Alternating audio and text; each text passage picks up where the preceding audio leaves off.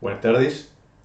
Este video que voy a grabar ahora se trata de una introducción al cash flow, pero en este caso vamos a trabajar con una compañía real, que es Grupo Cementeros de Chihuahua, México. Los principios que vamos a aplicar son exactamente iguales a los que vimos en el video anterior, Introducción al Cash Flow 1, pero en este caso vamos a hacer hincapié en algunos detalles que suelen ocurrir o aparecer o uno enfrenta en la práctica. La metodología que vamos a ver inmediatamente puede aplicarse a cualquier empresa en cualquier lugar del mundo, sea en Sudamérica, en Europa, en Centroamérica, en Estados Unidos, en Asia, en Australia, para cualquier empresa en cualquier lugar del mundo, porque sigue los principios de la partida doble. El segundo punto que querría aclarar, y lo hago siempre en mis clases, en los posgrados, es que esto no se trata de contabilidad. Es importante tener en cuenta que los estados financieros deben tener una mirada económica.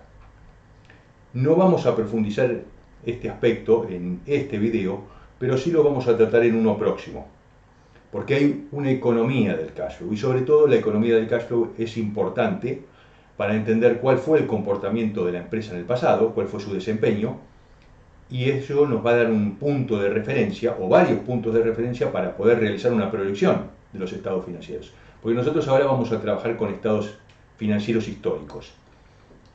En las hojas que vamos a ver en Excel aparecen los links donde ustedes pueden descargar la información financiera y también el link, por supuesto, de este video con la planilla de cálculo.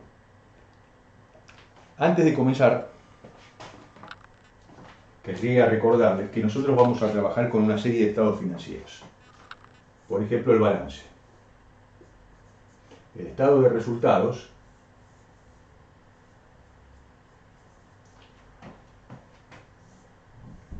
el estado de cambios en el patrimonio neto y vamos a obtener información de la depreciación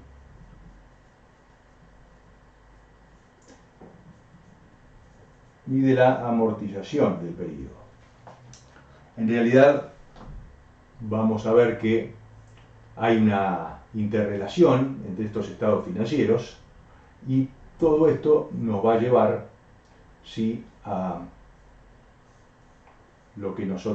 a nuestro objetivo, que es mostrar el cash flow. Este cash flow es histórico porque trabaja con estados financieros históricos. Recuerden que el balance siempre es una foto de los activos que posee la compañía, lo que debe, es decir, sus pasivos, sus deudas, y el capital de los accionistas. El estado de resultados no es una foto. Se puede asimilar a una película de vídeo, puesto que acumula. Las ventas que nos muestra para cada periodo son las ventas que se acumularon durante el año. Lo mismo los costos y gastos, los intereses que se pagan por deudas o que se ganan por activos financieros y los impuestos causados durante ese periodo. Necesariamente tenemos que pasar por el estado de cambios en el patrimonio neto, que también se lo llama estado de evolución del patrimonio, puesto que hay algunas operaciones que involucran directamente cambios que se registran aquí. Y por supuesto luego van a aparecer también en el balance. La depreciación y la amortización puede obtenerse en algunos casos del cuadro de bienes de uso y también aparece en lo que en las presentaciones contables llaman el estado del flujo de efectivo, que no es exactamente igual a lo que yo les voy a mostrar, puesto que la organización que yo le doy es la que yo utilizo en la práctica cuando valoro compañías, puesto que yo me dedico básicamente a la obtención de lo que se conoce como el fair value de la compañía, el valor justo. Y para ello se utiliza mucho el método del flujo de fondos descontado. Por lo tanto, es necesario entender el cash flow y proyectarlo. De manera que hoy entonces vamos a ver esa interacción y pasamos inmediatamente a ver el Excel.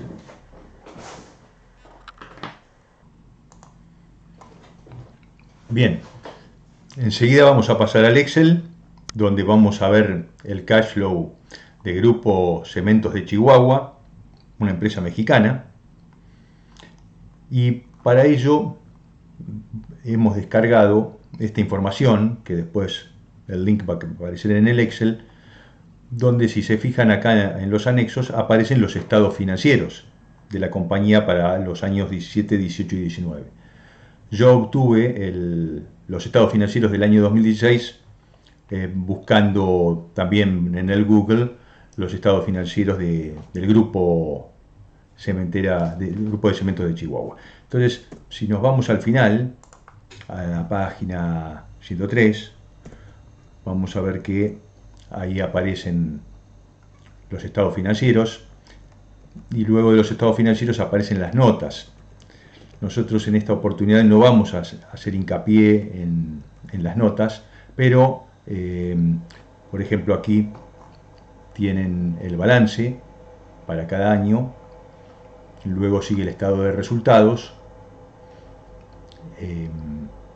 los estados consolidados de flujo de efectivo, pero no con el formato que nosotros lo vamos a ver. Nosotros lo vamos a ver con un formato de análisis económico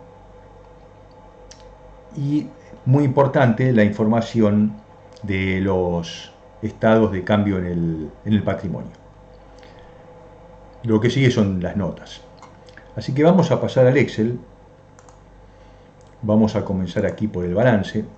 Van a ver que hay una serie de capturas de pantalla simplemente para indicar que la información la obtuvimos en esta página web, que ustedes por supuesto también pueden descargar. Este es el balance. Es importante que vean que hay controles. Por ejemplo, el activo total menos el pasivo total más el patrimonio neto tiene que ser igual a 0, para cerciorarnos de que fue bien cargada la información. Y en el caso del estado de evolución o estado de cambios en el patrimonio, es muy importante que este estado se complete antes de comenzar a trabajar con el cash flow, puesto que hay algunos conceptos, como los que aparecen en el círculo, que se obtienen directamente del estado de cambios en el patrimonio, como son los dividendos que se pagaron, que aparecen con signo negativo, y algunas otras categorías, como podría ser la emisión de acciones, que aparecería con signo positivo, o resultados. Por ejemplo, acá aparecen el resultado por compra de acciones propias y aparece otro resultado integral, el primero con signo positivo y el segundo con signo negativo. Si ustedes se fijan, aquí hay una cuenta que me dice sumo todo, ¿no es cierto?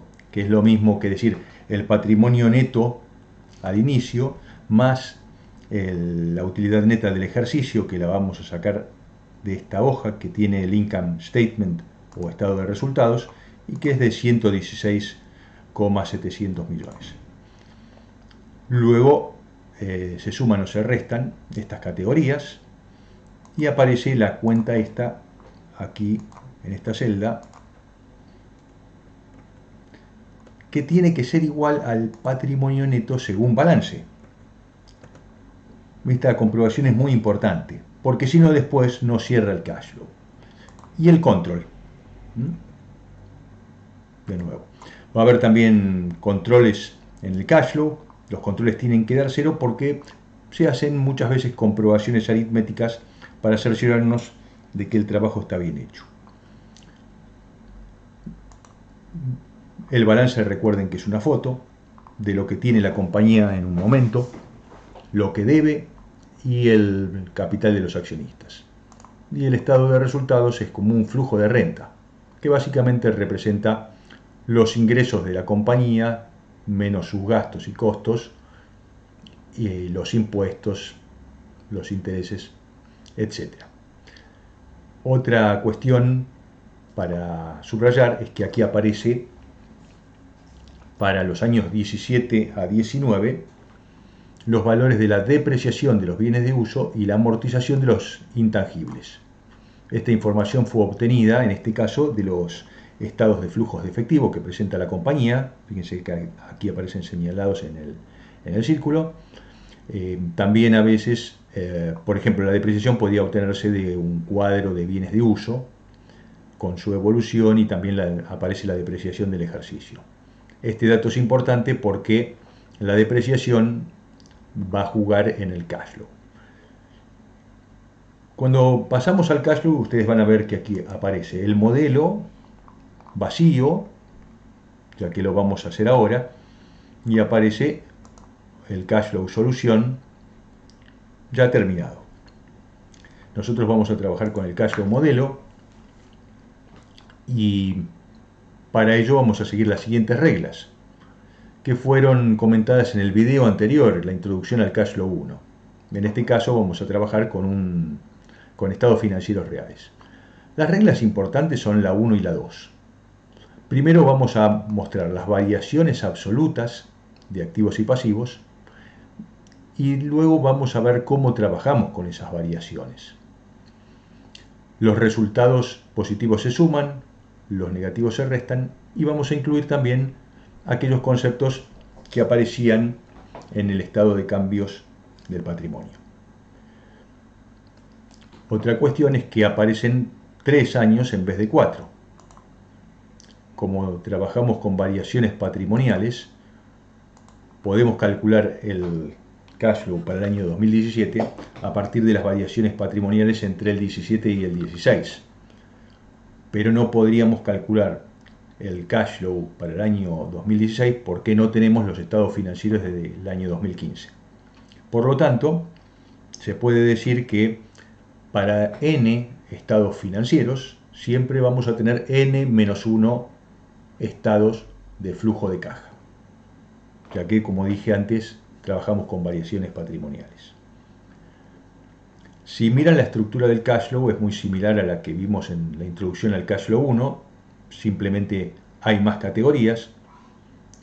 Esta es una empresa que cotiza en bolsa, y si repasamos vamos a ver que se comienza con el resultado operativo antes de intereses e impuestos, el EBIT o Earnings Before Interest and Taxes, y va a haber algunas categorías importantes. Por ejemplo, el cash flow de operaciones, el cash flow de inversiones, hasta llegar a una categoría muy relevante en los negocios, que es el flujo de caja libre o free cash flow.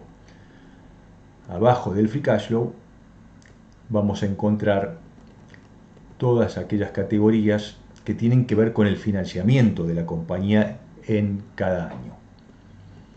Y finalmente va a haber una comprobación, y por último acá va a aparecer un control. Antes de comenzar a trabajar y para facilitar los cálculos, vamos a abrir una nueva ventana, aquí en View, nueva ventana, y luego nuevamente View, arreglar todo, y vamos a pedirle que nos haga un arreglo vertical para que nos divida la pantalla en dos partes iguales, donde vamos a tener aquí el cash flow en el que vamos a trabajar, y del otro lado vamos a usar básicamente dos hojas, la del balance y la del estado de resultados. Con ello ya estamos listos para trabajar, y después vamos a ver cómo operamos con estas variaciones absolutas que vamos a mostrar. Las cuentas de resultados simplemente se incluyen por su resultado. Por ejemplo, el EBIT del año 2017 simplemente lo linkeamos aquí. La depreciación y amortización también aparece en el estado de resultados, así que vamos a tomar aquí la de 2017. Recuerden que la depreciación en realidad es un cargo a resultados que aparece reflejada en los costos de operación, es decir, el costo de ventas recoge la mayor parte de la depreciación, ya que los bienes de uso, las maquinarias, los edificios, los equipos, se deprecian con el uso y el transcurso del tiempo. Entonces, esa depreciación contable, que sigue una norma, se recoge dentro de los costos operacionales, la mayor parte en el costo de ventas, y otra parte va al costo, a los gastos de administración y de comercialización. Por ejemplo, el mobiliario de la compañía o los rodados que se utilizan para distribuir los bienes y servicios que la compañía presta, tienen un desgaste. Por lo tanto, lo que hacemos es sumarlo al resultado, porque antes se había restado aquella que se incluía en los costos. Así que para obtener EBITDA sumamos al EBIT la depreciación y la amortización. Luego aparecen hasta deudas fiscales y sociales, todas cuentas que aparecen en el balance. Por lo tanto, aquí vamos a poner las variaciones patrimoniales. Nos vamos al balance. Aquí vamos a poner la variación de cuentas a cobrar entre el 17 y el 16. Vamos a hacer lo mismo con inventarios. Siempre las diferencias entre un año y otro. Otros créditos de corto plazo.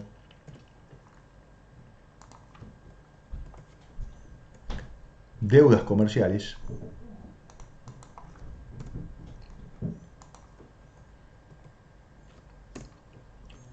Deudas fiscales y sociales.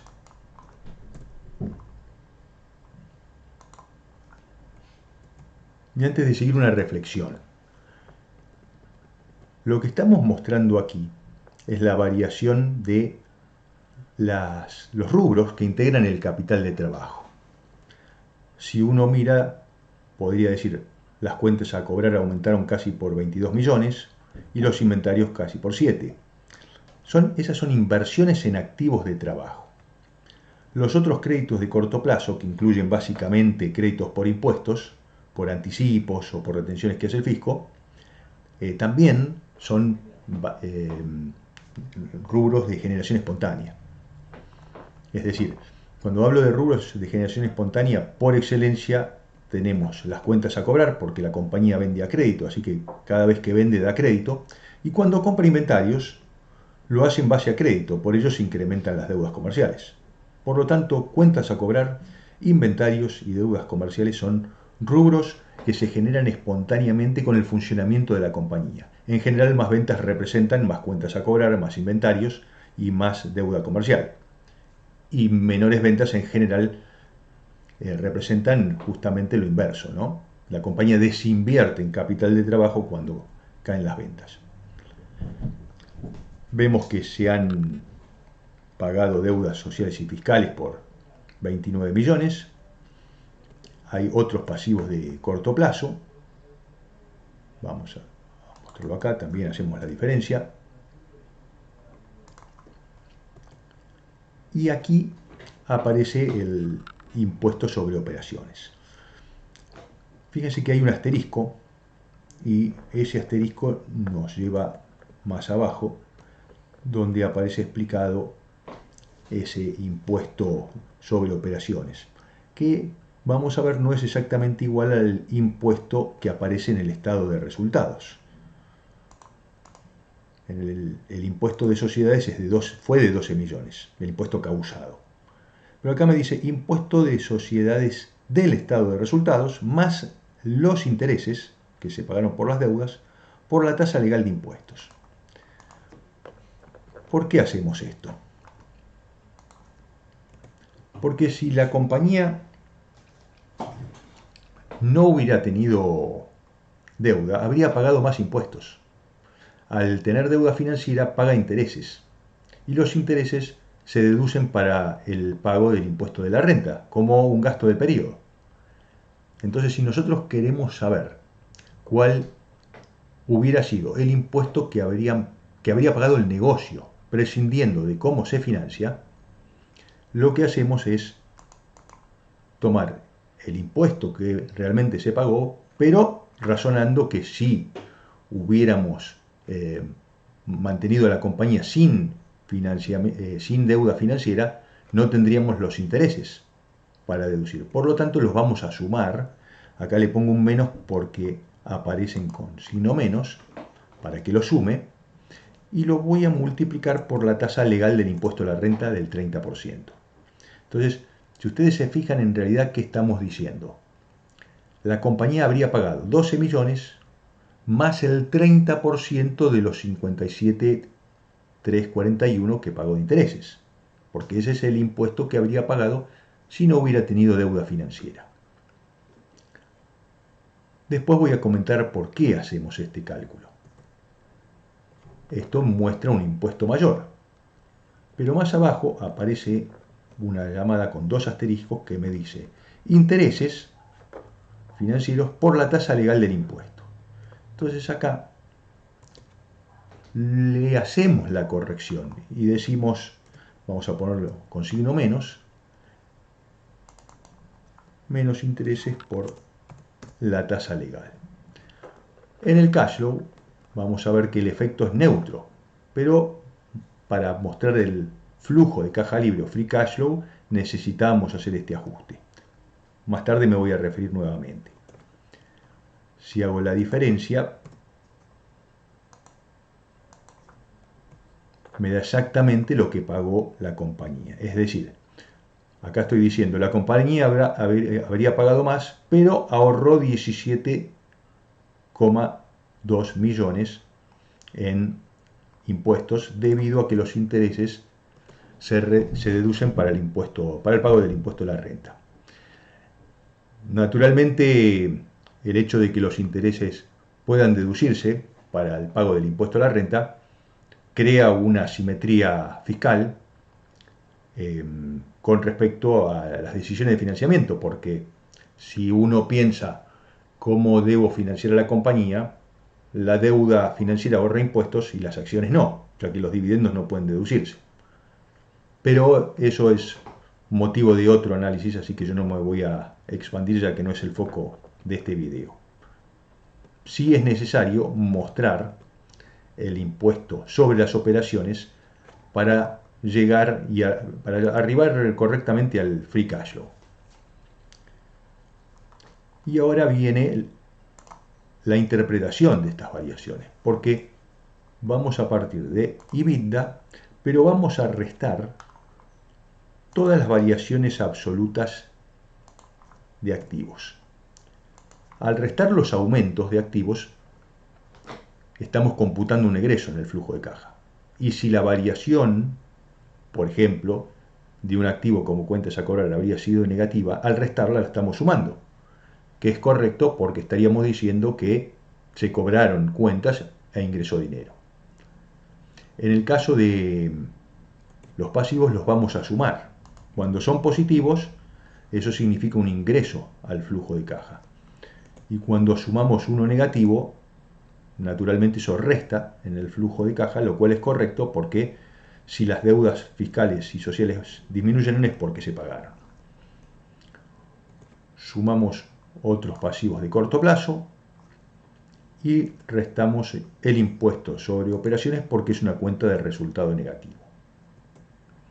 Hasta aquí el cash flow de operaciones.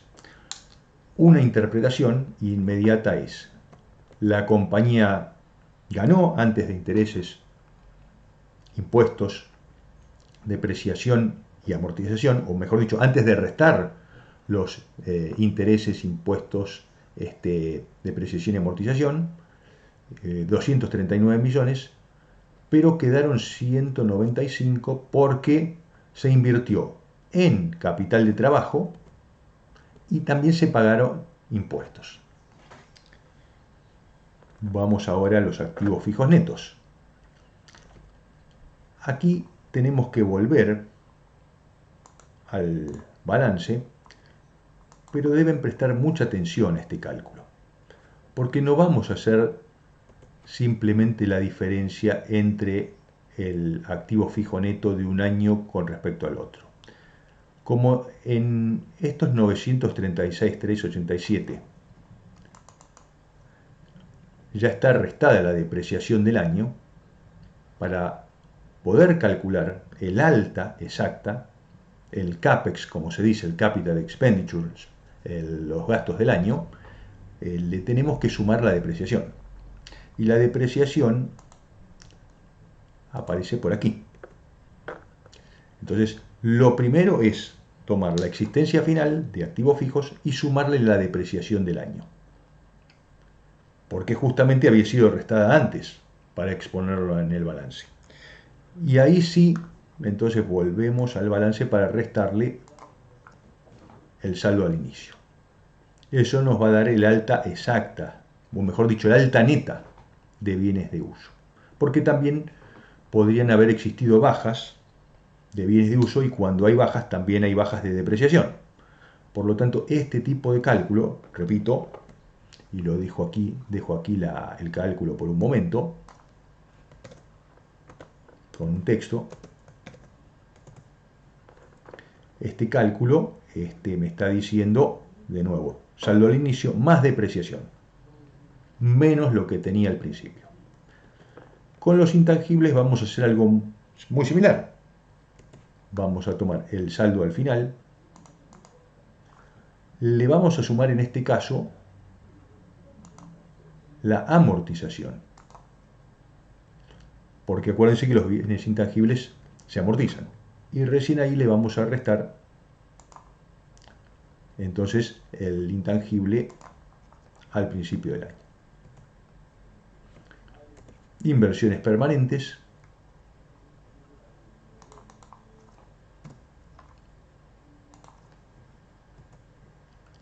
y aquí podemos sumar estos tres rubros para tener lo que se conoce como el cash flow de inversiones de la compañía, que normalmente es CAPEX, y en empresas grandes como esta aparece también inversiones permanentes.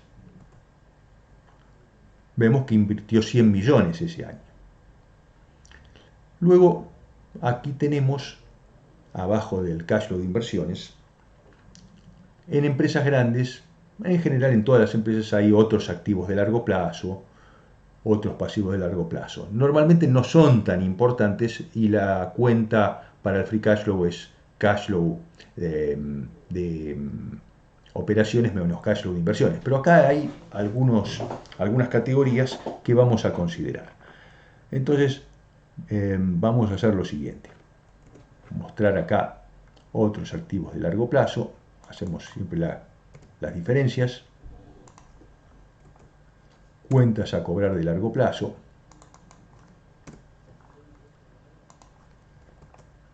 Y algunas cuentas de pasivos. Tenemos dos cuentas de activos y hay 4 de pasivos. También ponemos las variaciones patrimoniales. Entonces tenemos provisiones de largo plazo.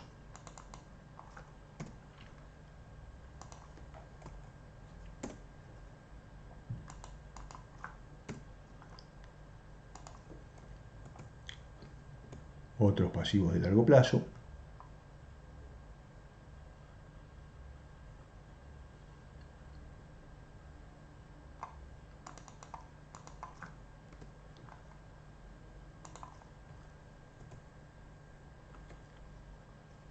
Y pasivos laborales.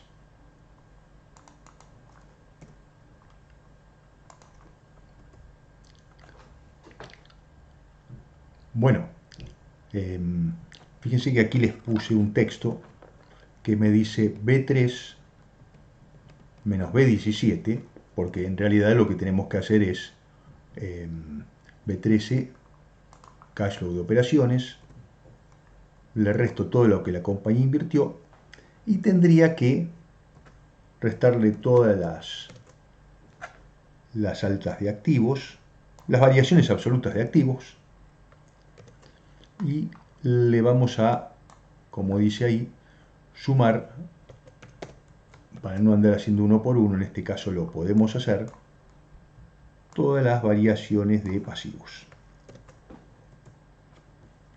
Entonces, ahí tenemos el free cash flow. Vamos a mirar un segundito el terminado, a ver si lo tenemos igual. Y acá vemos que pasivos de largo plazo no había, así que acá no había nada, porque esto en realidad era una suma. Claro, está bien.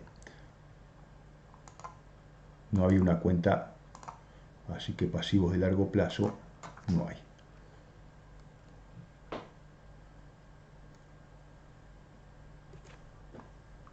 Veamos acá. Claro, quedó esa cuenta con 0, pero no hay nada. Por las dudas comprobamos acá. Ven que hay algunas cuentas ocultas. Otros pasivos de largo plazo no había nada. Bueno, ok. Entonces hasta ahora está ok. El free cash flow, fíjense que es 133,15 millones.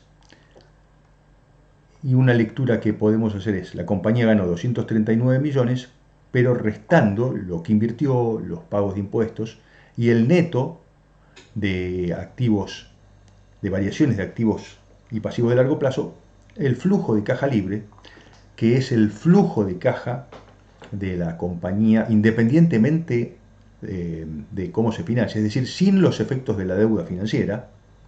Repito, el free cash flow se conoce como el flujo de caja de la compañía sin considerar los efectos de la deuda financiera.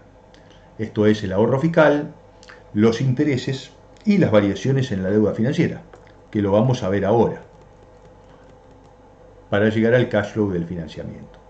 Entonces, aquí tenemos la deuda financiera de corto plazo, de manera que nos venimos aquí, deuda financiera de corto plazo, ponemos la diferencia.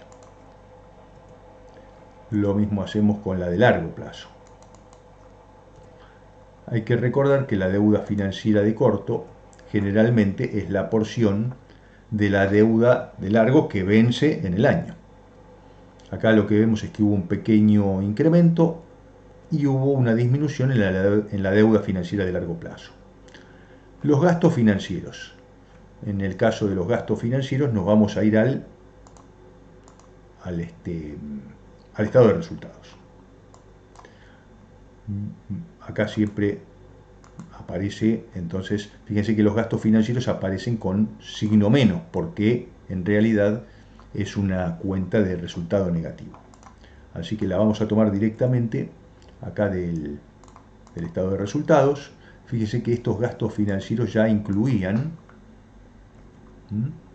los intereses y hubo una diferencia de cambio con resultado negativo.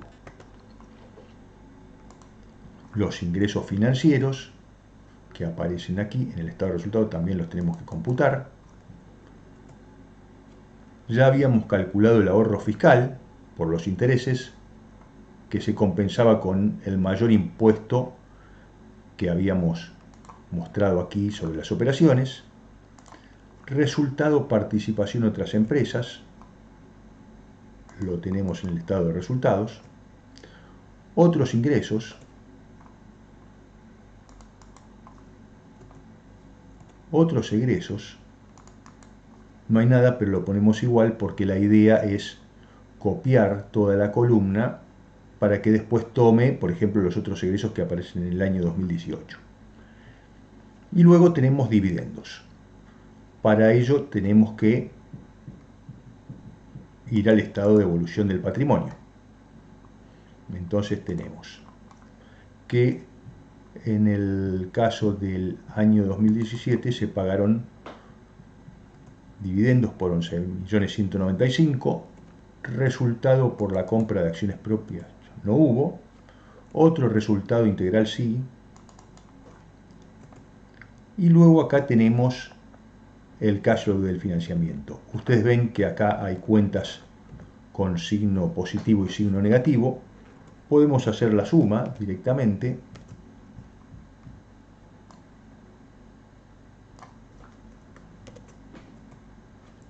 El cash flow del financiamiento fue negativo en 64 millones. Otra reflexión aquí. Hablar de resultado es incorrecto en el cash flow, pero lo que puede decirse que en este caso el cash flow del financiamiento fue negativo. A ver, un cash flow del financiamiento positivo significa que por financiamiento ingresó más dinero del que salió. En este caso salió más dinero del que entró. ¿Por qué? Si uno mira rápidamente, va a ver que se pagaron intereses, porque estos gastos financieros incluyen intereses, y también se pagó deuda financiera de largo plazo. Luego tenemos que se pagaron dividendos y hubo otro resultado integral, pero en general el cash flow, el signo del cash flow del financiamiento, no debe interpretarse como algo malo si es negativo o como algo bueno si es positivo. Acá tenemos una cuenta que entonces es el aumento o disminución de caja, que es igual al free cash flow, que podría tener signo positivo o negativo, más lo que generó el financiamiento. En este caso, el aumento de caja fue de 69 millones. Y acá me dice caja y banco saldo inicial. Para ello, tenemos que ver cuánto tenía en caja.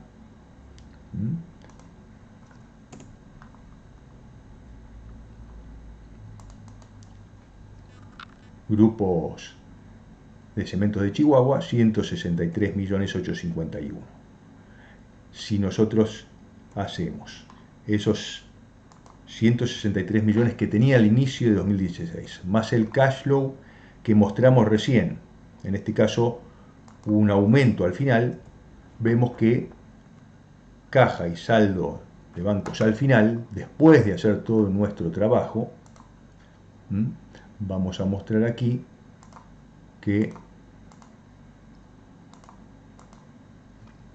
fíjense, nos está dando 232.933.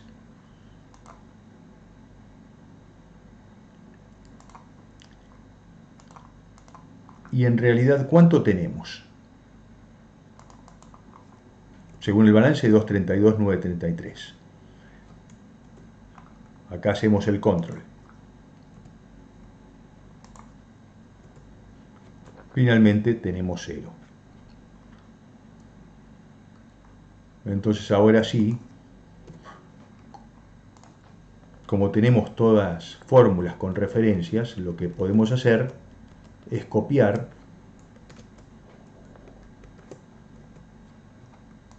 a las otras dos columnas y fíjense que tenemos el cash flow para los 3 años. Acá tenemos una pequeña diferencia, habría que ver qué fue lo que pasó, pero enseguida lo podemos auditar porque lo tengo terminado en la pestaña de al lado. Pero antes de hacerlo, miremos un poquitito qué tenemos por aquí. Veamos. Acá tenemos, lo podemos auditar acá, cash flow solución.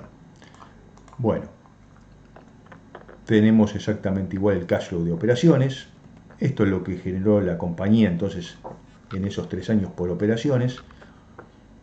Exactamente igual en inversiones, la diferencia la tenemos en el cash flow del financiamiento. Veamos qué pasó. Cash flow financiamiento, la diferencia la tenemos aquí. Acá tenemos menos 38 y acá menos 118. Entonces vamos a ver dónde está. Y acá tenemos otros egresos, claro, era con signo negativo, ¿no? Entonces, vamos a ver por qué pasa esto, y ya sé por qué es, pero por eso hay que tener cuidado cuando uno hace todo esto. Claro, entonces, por ejemplo, acá otros egresos en el estado de resultados aparece con signo más o sin signo, y en realidad es un egreso. Entonces en el cash flow, como no lo explicitamos aquí con signo negativo, lo podemos hacer en el cash flow. De manera tal que esto simplemente le ponemos acá un signo menos y con eso se corrigió. Vale la pena una pequeña equivocación para que lo vean. Entonces, voy a cerrar esto. Vamos a darle una última mirada y fíjense que entonces hemos seguido estas reglas para obtener el cash flow de la compañía, y si bien no es solo el objetivo de este video, siempre es bueno leer el resumen, ¿no? Donde uno podría ocultar algunas filas para hacer un resumen y mirar el cash flow en una nuez.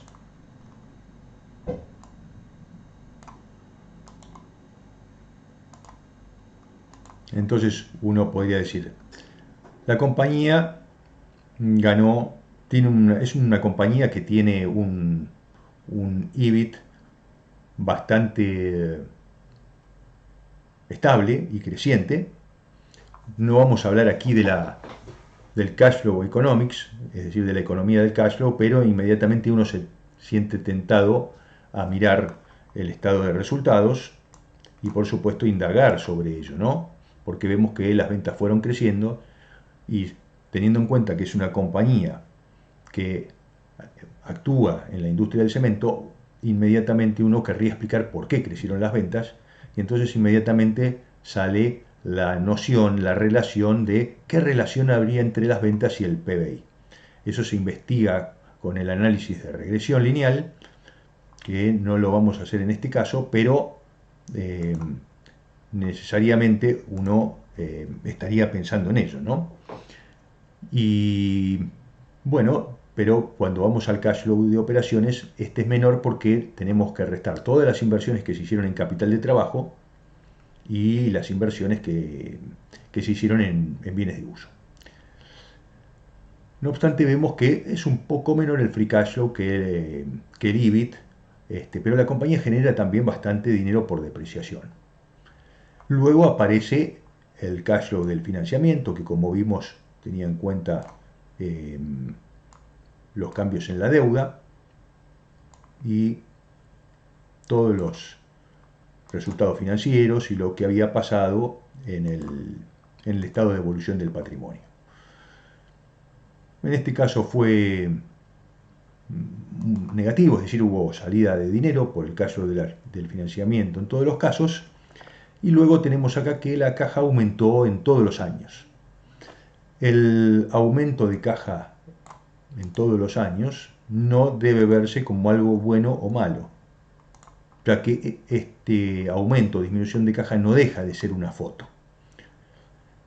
En un próximo video veremos cómo se debe analizar desde el punto de vista económico un cash flow para poder tener una referencia para realizar una proyección. Y entonces ahí necesariamente tenemos que manejar nociones de economía, porque aparecen tres variables indisolublemente ligadas, que son la tasa de inflación, el crecimiento del PBI, la tasa de interés y el tipo de cambio o la tasa de cambio. No obstante, sí quería mencionar por último que hay una serie de value drivers en la compañía que yo siempre miro, porque la verdad es que mi quehacer profesional está ligado a la evaluación de empresas, a la valoración de empresas, que tiene que ver con obtener el valor justo o fair value de una compañía. Y un value driver que yo siempre miro es la relación entre el EBIT y las ventas, porque en definitiva el resultado operativo es el corazón del negocio, y el otro value driver que miro es el ciclo de efectivo, es decir, cuánto tiempo tarda cada peso que salió de la compañía en volver a la compañía. Y para ello hay que tener en cuenta cuánto la compañía tarda en cobrar, cuánto tarda en vender sus inventarios y cuánto tarda en cobrar a sus proveedores.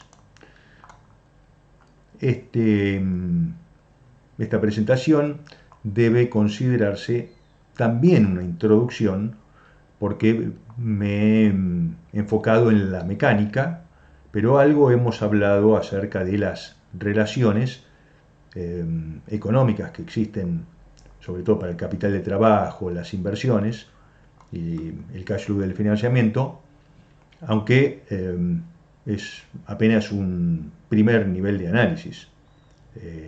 El análisis de un cash flow requiere utilizar más índices y, por supuesto, la lectura de las notas, porque uno se va a preguntar qué hay en este rubro, entonces tiene que ir a las notas, y todo eso en realidad forma un conocimiento para luego realizar una proyección.